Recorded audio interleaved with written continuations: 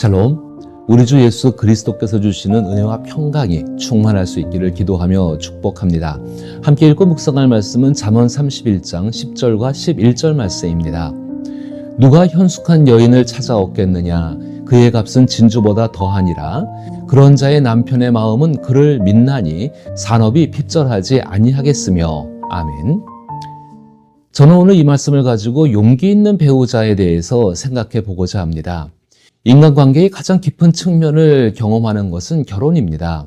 결혼은 삶의 여정에서 자신과 다른 인격체와의 만남, 육체적인 결합, 그리고 새로운 생명의 탄생, 그 생명을 책임지는 양육, 또한 이별과 죽음을 함께 경험하는 과정입니다.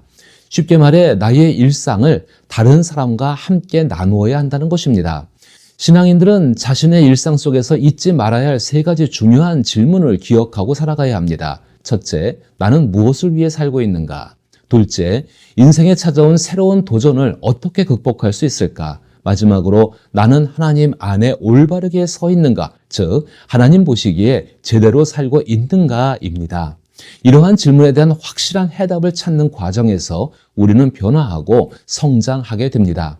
물론 인간에게 가장 근본적인 변화는 성경에서 알려주는 거듭남입니다. 즉 새로운 피조물이 되는 것입니다.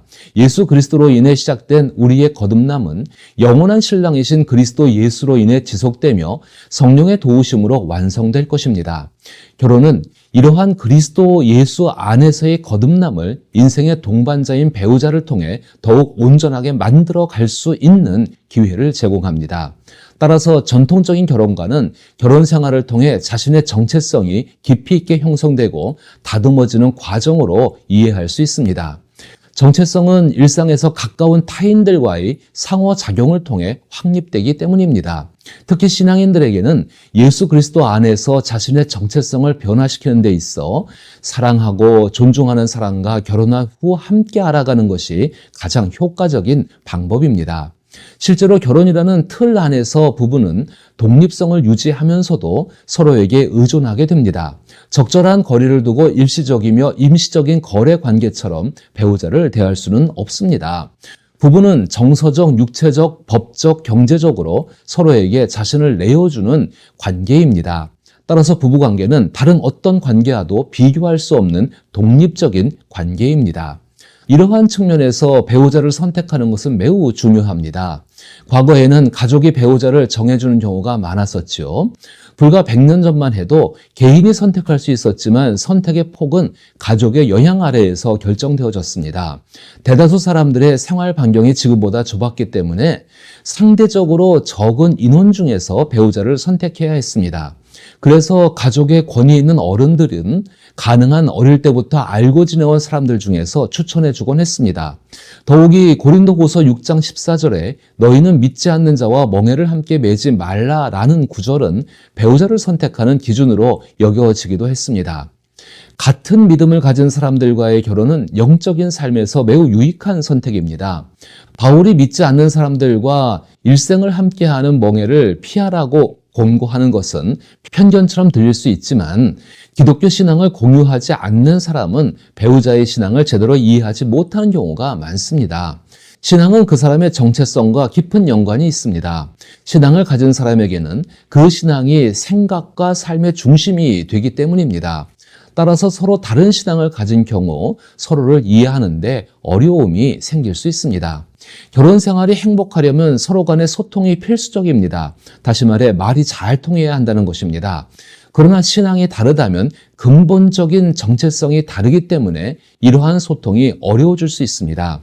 같은 신앙을 공유하더라도 결혼 전에 형성된 개인의 정체성 때문에 대화가 원활하지 않은 때가 많습니다.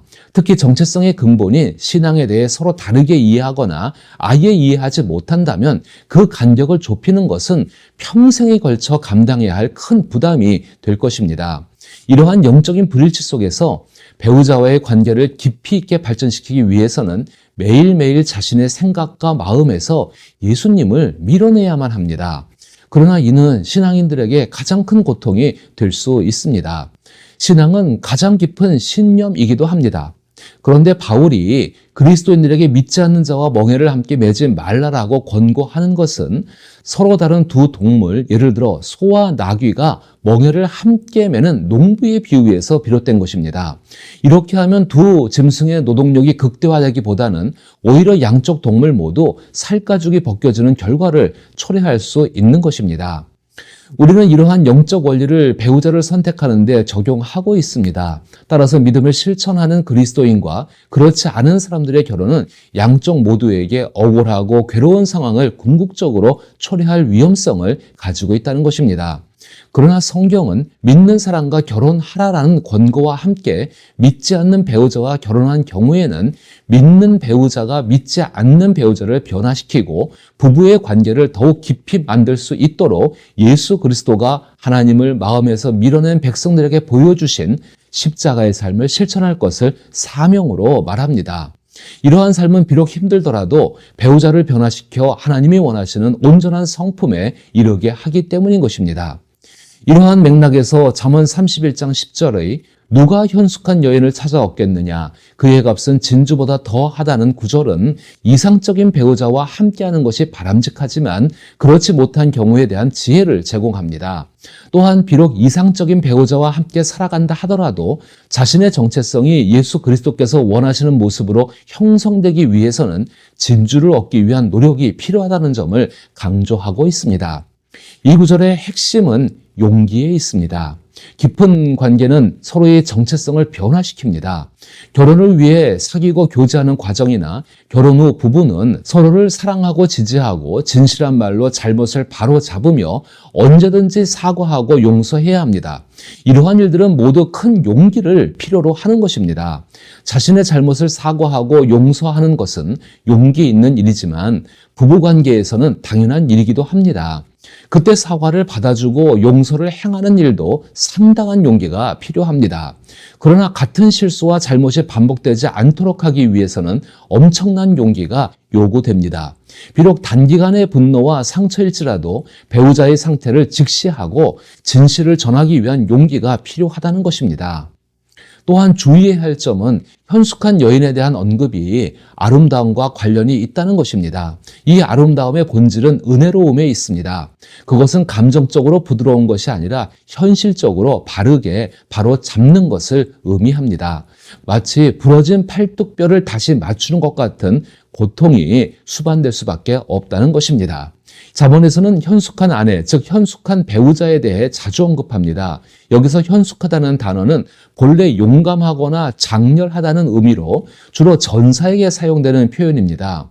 이 단어를 여성을 지칭하는 고대 문서에서 사용한 것을 이상하게 여기는 사람들도 있지만 남편과 아내가 서로의 본분을 다하기 위해서는 동일한 용기가 필요하다는 점을 강조하고 있는 것입니다. 올바르게 살아가기 위해서는 두려움을 극복하고 옳은 길을 선택해야 합니다. 부부 관계만큼 깊은 관계는 없지만 우리는 세상에서 타인과의 깊은 관계를 원합니다. 그렇다면 예수 그리스도께서 자신을 십자가에 내놓으신 것처럼 우리도 누군가를 온전하게 하고 깊은 관계를 이루기 위해 고통을 감내해야 할 용기를 가져야 합니다. 잠언에서는 배우자의 용기가 상대방이 올바른 길을 갈 수 있도록 돕는 것에 대해 언급한 후 31장 11절에서 그런 자의 남편의 마음은 그를 믿나니 산업이 핍절하지 아니하겠으며 라고 말합니다. 여기서 남편의 마음은 그를 믿나니를 직역하면 남편은 자기 마음을 그녀에게 맡기나니라는 의미가 됩니다.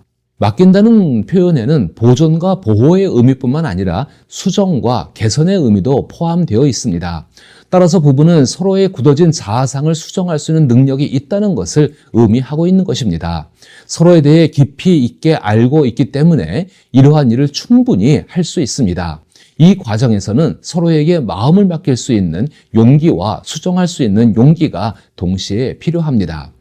다른 사람이 당신은 정말 친절한 사람입니다 라고 말한다면 그것은 칭찬이지만 그 사람은 나를 잘 알지 못하는 경우가 많습니다. 반면 배우자가 당신은 내가 아는 가장 친절한 사람입니다 라고 말한다면 그 인정과 칭찬은 훨씬 더 깊은 의미를 가지게 됩니다. 배우자는 나의 삶을 송두리째 보고 있기 때문입니다. 그러나 그만큼 배우자가 당신은 참 어리석어요 라고 말할 경우 그 상처는 더욱 깊게 남습니다. 부부 관계와 친밀한 관계 속에서 우리는 어떻게 서로를 격려하는 강렬한 힘을 활용하면서도 그 힘에서 오는 불가피한 상처를 극복해낼 수 있는가를 생각해야 합니다. 부부관계 혹은 친밀한 관계에서 상처를 받아들이고 정서적 안정과 용기를 얻으려면 그리스도인의 궁극적인 자신감과 자존감이 하늘 아버지의 사랑에 뿌리두고 있음을 기억하고 믿어야 합니다. 우리는 그리스도 안에 있기 때문에 아버지의 변함없는 사랑을 받고 있습니다. 우리의 정체성은 배우자나 다른 누군가에 의해 결정되는 것이 아니라 오직 신랑이신 그리스도 예수에 의해서 형성되어집니다. 부부관계나 친밀한 관계에서 올바른 방향으로의 수정과 변화를 위한 상처를 받는 것은 그리스도 예수 안에서 이루어지는 성장의 일환입니다. 그러나 그 상처를 극복할 수 있는 힘은 그리스도 예수로 인한 복음의 능력에 있습니다. 다시 말해 부부관계나 매우 친밀한 관계 속에서 성장을 위한 상처를 하나님의 말씀 안에서 받아들인다면 예수께서 십자가에서 죽으신 후 영광을 얻으신 것처럼 부부의 관계와 친밀한 관계 속에서 하나님께서 주시는 순수함과 새로움을 경험할 수 있습니다. 결혼을 전제로 배우자를 선택하고 교제 중이거나 이미 결혼하여 부부로서의 관계를 맺고 있는 우리에게 서로에게 덕을 세워주고 진실을 말하며 용서를 실천하고 복음의 은혜로 상처를 극복하는데 얼마나 많은 용기를 내었는지를 되돌아 보아야 합니다. 그리고 그 용기의 근원이 우리가 예수 그리스도를 통해 하나님께 사랑받고 있는 것임을, 바로 그 존재임을 기억하시기를 바랍니다. 그 같은 관계 속에서 약한 모습을 드러내더라도 서로의 약함을 강함으로 바꾸어주는 용기 있는 부부관계가 또한 친밀한 관계가 되기를 기도하며 축복합니다.